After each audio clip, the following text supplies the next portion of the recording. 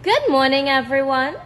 Today we are going to talk about animal defenses. Now, the word defense means a way of protecting yourself. That's what a defense is. Now, if someone were to attack you, you would defend yourself by fighting them off. Just like that, animals also need to have ways to defend themselves. Animals have defenses that help protect them from being attacked by predators. Here we have a giraffe. A giraffe is a tall animal with long, strong, powerful legs.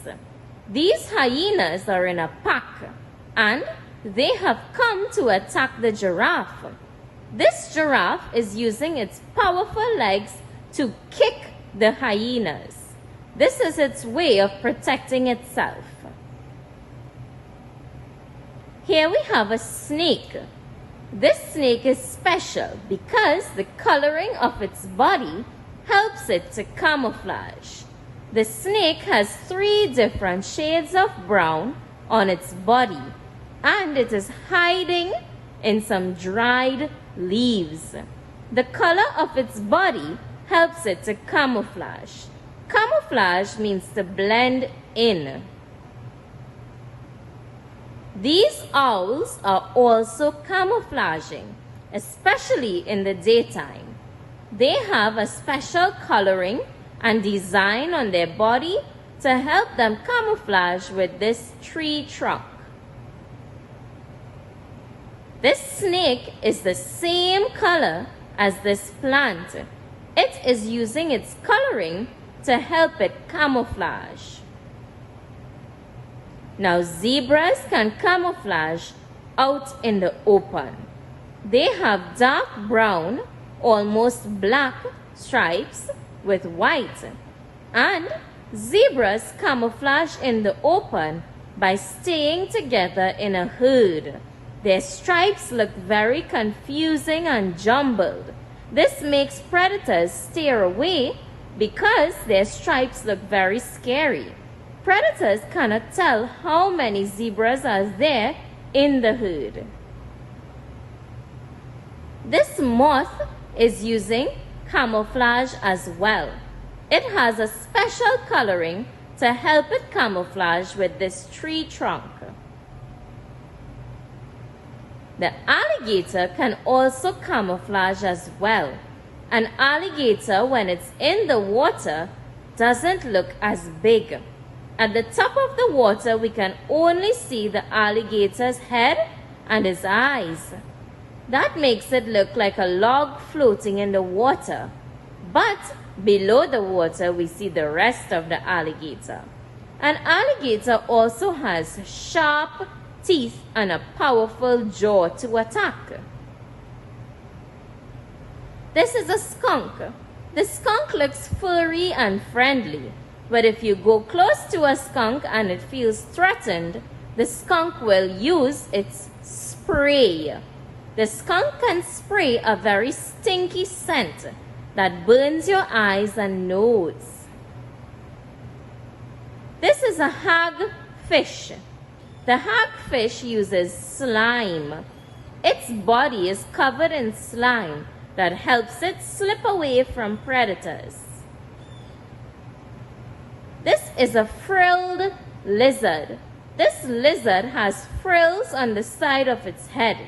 If a predator comes close, the lizard opens its mouth and frills to make it look much larger, so the predator will think twice.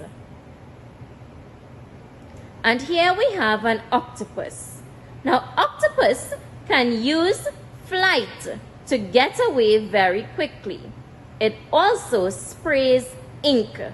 An octopus can spray ink that makes the water murky, so the predator cannot see the octopus when it uses flight to move very quickly and swim away.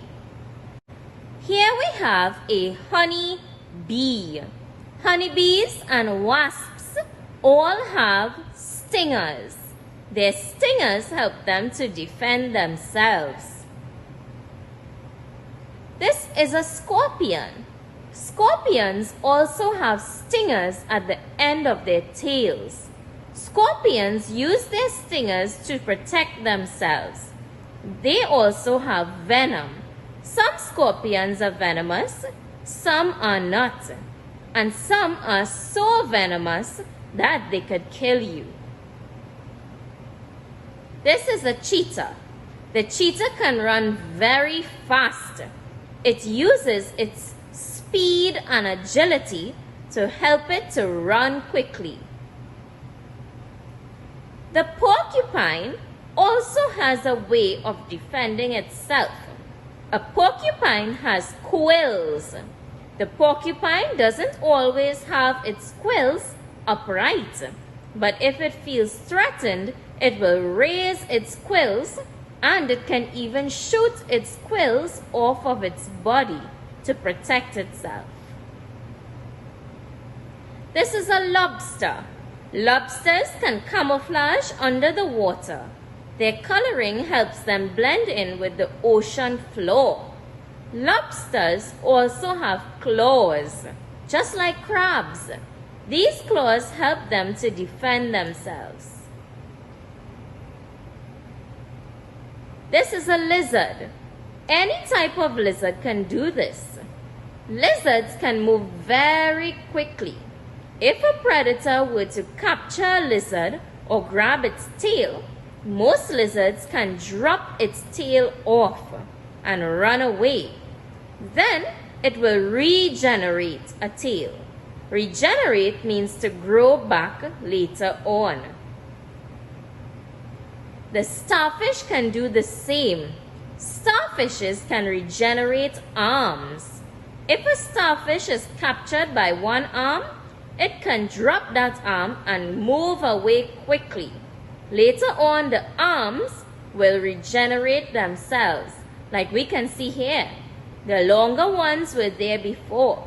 The shorter ones are arms that are regenerating or growing back. This is a hyena. Hyenas have powerful jaws and sharp teeth. They use their teeth to rip apart meat. Snakes all have fangs. Many snakes are venomous. Their fangs have venom in them that can harm people or predators. Their venom can also be deadly, especially if the snake is considered a really venomous one. Here we have a poison dart frog. This frog has a bright coloration that tells you to stay away. The poison dart frog also has a poisonous oil that covers its body. If a predator tastes this or touches it, it makes the predator ill. So the poison dart frog uses its poisonous oil to protect itself. This tortoise and also turtles can defend themselves by snapping. They also have a shell. They carry their shells around with them. These shells are hard and can be used as defense. If someone were to come and attack a tortoise or turtle, or even a predator, this animal will go into its shell for protection. Now, other animals have ways to protect themselves like tusks, teeth, and claws. So let's talk about some of these now. Here I have a warthog. If we look closely, the warthog has tusks. We can see the tusks at the side. Now these tusks are really teeth that are extremely long, and they grow out of an animal's mouth or on the side of the animal's head. These tusks are used more for fighting or protection. An animal like this alligator here has very sharp teeth inside of its mouth. These teeth are used for ripping apart meat or even defending itself against predators. And of course, animals like this lobster here or even crabs as well, have claws. These claws or pincers are used to grab, to snip, or even just for protection against other animals. And the last animal I have here is a giraffe. Now the giraffe is very tall and has long, strong, powerful legs. The giraffe kicks using its legs to protect itself from predators like hyenas. Hyenas love giraffe meat, so they try to come in a pack to kill the giraffe. The giraffe uses its long, strong, powerful legs to kick, and that's its way of protecting itself. Now, there are many other animals that use many other ways of defense, but we can't talk about all of them. Do you think you can remember maybe 2 or 3 different ways of protecting? Let's see if you can remember some defense mechanisms and maybe the animals that use those mechanisms. There are so many of them. Have a look once more at all of the pictures I have on the board.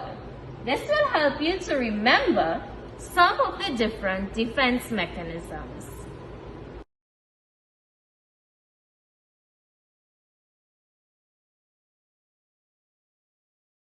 Hi everyone, today we are talking about animal defenses.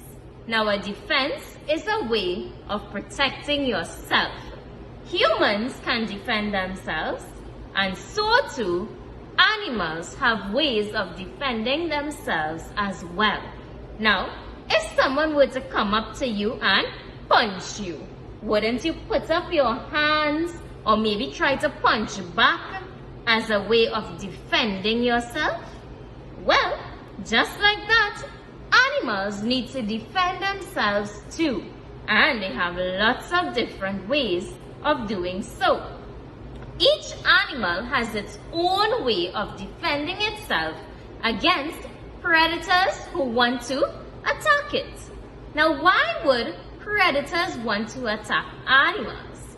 Well, a predator can either be a human being or another animal that wants to capture or eat the animal defending itself.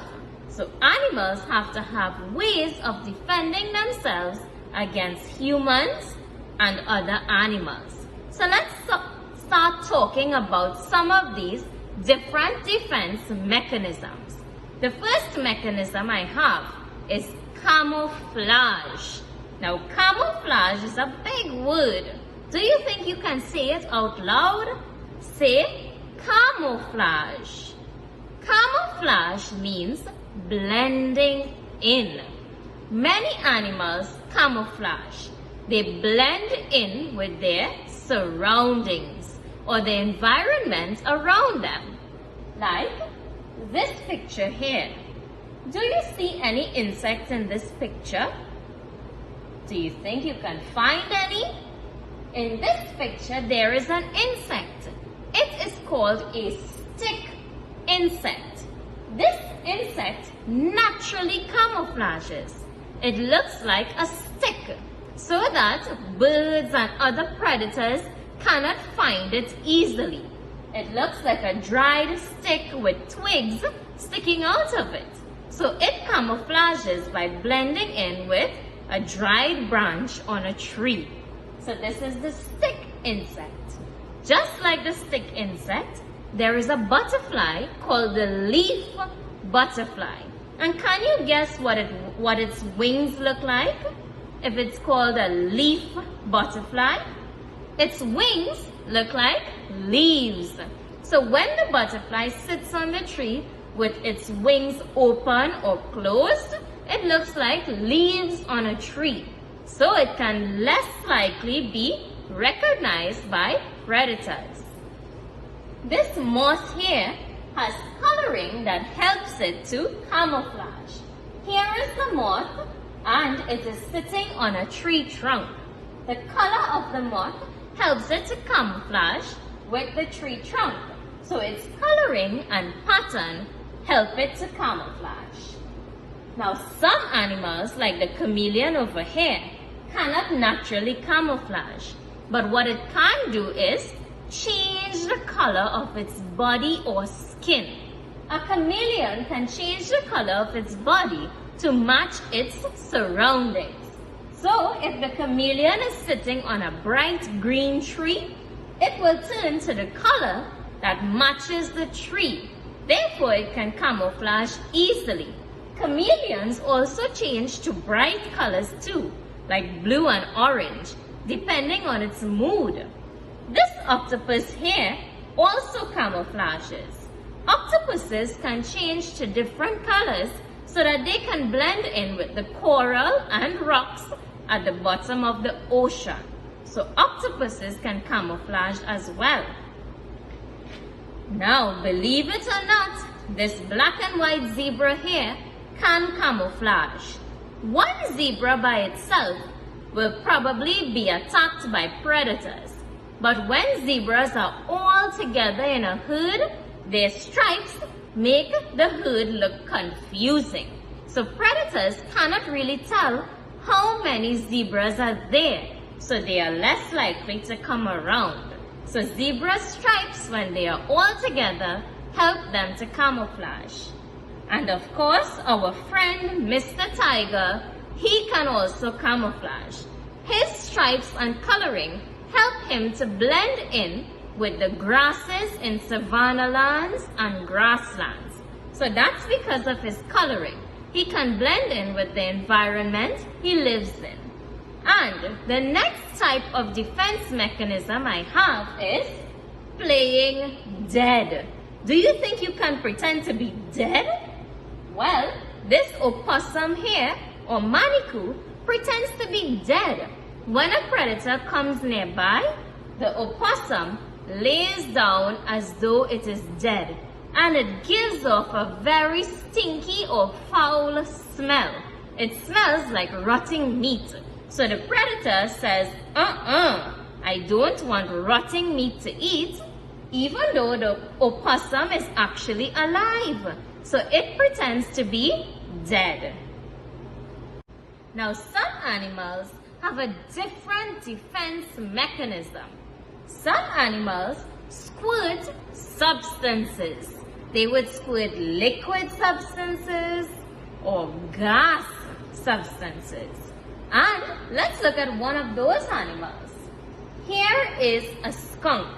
Now, the skunk looks friendly, but if a skunk feels threatened, a skunk will squirt a liquid substance that's kind of like pee-pee. And that substance can burn your eyes and your nose or nostrils. And it smells really, really bad. It's extremely strong. So that's a substance that the skunk squirts. Other animals, like the same octopus here.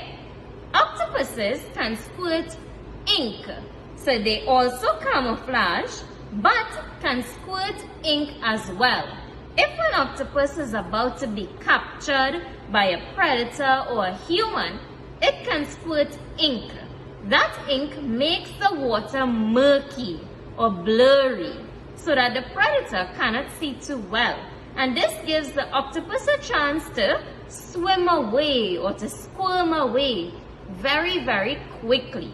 So, those are animals that squirt substances. Some animals can drop parts of their body, like this lizard here. Do you see that the lizard's tail is not attached to its body? Yes, animals like lizards can drop parts of their body and it doesn't hurt. These parts later regenerate. Regenerate means grow back. So many lizards can do this. If a predator attacks a lizard and grabs the lizard's tail, the lizard can drop the tail and get away very quickly. Just like that, animals like starfishes can do the same. Starfishes can drop their arms, and these arms will later regenerate or grow back again. So that's a defense mechanism to save its life. So starfishes as well as lizards and other animals can drop parts of their body. Let's look over here now. Here is a porcupine. Now porcupines have quills. All of these spikes that we see sticking out of the porcupine, these are called quills. Porcupines don't always have their quills standing upright. But if the porcupine feels threatened, it will raise its quills, and it can even shoot its quills out so that it can defend itself. Here is an animal that uses poison. This is the poison dart frog, or just poisonous frogs in general. Now, animals that are poisonous tend to have very bright colors, like this frog here, that's red and blue, and this blue one here. These colors are unnatural. They look very bright. We don't see many animals with colors like these. So that tells you to stay away. Their coloring is a warning to tell you to stay far. And some frogs even have a poisonous oil on their bodies, like the poison dart frog. That particular frog has a poisonous oil. If you taste that oil or touch that oil, it will poison you. You will get sick. Here is another animal that uses a form of poison, but this form is called venom. Here we have a snake. Snakes have fangs, and these fangs are what we call a bite or a snake bite. So these fangs help the snake to protect itself. Some snakes are venomous, some are not. The venom is located inside of their fangs. Here is a cobra snake. Now, cobra snakes are a type of snake. If we look at the cobra snake closely, we can see that it also looks different from other snakes. Cobra snakes don't just have venom. They can also make themselves look larger. Some animals can appear larger or make themselves look bigger. This cobra snake makes itself look more aggressive or dangerous, so it makes other animals stay away. When the cobra snake opens its hood, and this is called a hood, when it opens its hood like this, it warns animals to stay very far. So it uses venom and also makes itself look larger. This scorpion here also uses venom. The scorpion has a stinger at the end of its tail. This stinger has venom or poison inside of it. Some scorpions are so poisonous that they can be deadly. They can kill you. Today's activity is a revision on time. Now we are going to go over the o'clock time or the hour time. We are talking about times like 2 o'clock, 4 o'clock, 6 o'clock. So here on my clock, I have an o'clock time. Remember, on the face of a clock, we always have 2 hands. These are called hands. We have the long hand and the short hand. The long hand is also called the minute hand.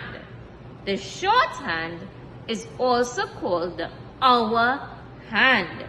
Now, when the long hand is on 12 and the short hand is on any other number, that's an o'clock time. Like here, we see the long hand on 12 and the short hand is on 3. Do you see it pointing to 3? That means that it is 3 o'clock. Let's do another one. The long hand or the minute hand is on 12. It's not moving. But the short hand is on 5 or pointing to the 5. This tells me that it is 5 o'clock. 5 o'clock. So that's how we tell the o'clock time or the hour time. On the board here, you will see your activity sheet. On this sheet, we have 8 different o'clock times. Now, mommy is going to cut out the times below, and you are going to stick the correct times under the correct clocks. Now, here I have some examples, but I can't stick mine, so I will write mine in the boxes next to my clocks. So we are going to look at the first clock here. Again, on the clock we have 2 hands, the long hand and the short hand. Now once the long hand is on 12, which is at the top of the clock, do you see it here? And the short hand is on any other number, that tells us that it is an o'clock time. So here the long hand is on 12 and the short hand is on 7. I put it a little bigger so you could see. So the short hand is on the 7, the long hand is on the 12. This tells me that it is 7 o'clock. I am looking at the number that the short hand is on. It's pointing to the 7. So it is 7 o'clock. Now we can write 7 o'clock in different ways. I could write it out like this. 7 o'clock. But for this activity, we are not going to be writing out the time like that. Instead, you will be sticking the correct times like you can see here. And this is how we will write 7 o'clock in the way that you will see it on your paper. 7 with 2 dots, that's called a colon, and we have 2 zeros. That tells us o'clock. 7 o'clock. So this is 7 o'clock. If we look at this one, the long hand is pointing to the 12. I'll still put it here, 12 at the top, and the short hand is pointing to the 4 over here. So this tells me that it is 4 o'clock. 4 colon and 2 zeros for o'clock. 4 o'clock. And here, the long hand is pointing to the 12, so it's an o'clock time, and the short hand is pointing to 1. So this means that it is 1 o'clock. And I will write it in here. So just like I wrote in the correct o'clock times, you are going to stick the correct o'clock times. Let's see if you can tell these times. Remember, you are focusing on which number the short hand on each clock is pointing to. That's the number that will tell you the correct o'clock time.